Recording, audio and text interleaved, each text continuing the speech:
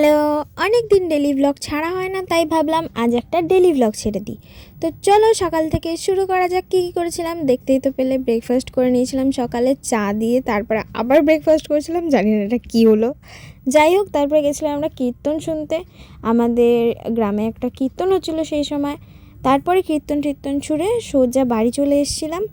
বাড়ি এসে সোজা লাঞ্চ করে নিয়েছিলাম। লাঞ্চ করে নিয়ে হালকা একটু বিশ্রাম করে সোজা চলে গেছিলাম মাঠে বিকালবেলা আমরা ঘুরতে।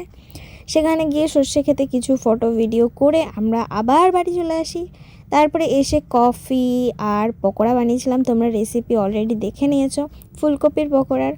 যাই হোক, তারপরে খেয়ে দিয়ে আমরা আবার খেতে শুরু করি ফুচকা। হ্যাঁ, ফুচকা, মেয়েদের ফুচকা খেতে অবশ্যই ভালো লাগে। আমি জানি তোমাদের ভিডিওটা দেখে হয়তো জিভে এখনই জল চলে আসছে। দাঁড়াও, এখানেই শেষ না, এরপরে আবার আমরা চাউমিনও খেয়েছিলাম। যাই হোক, তারপরের দিনও চলে গেছিলো। তো ব্লগটা এই অবধিটা।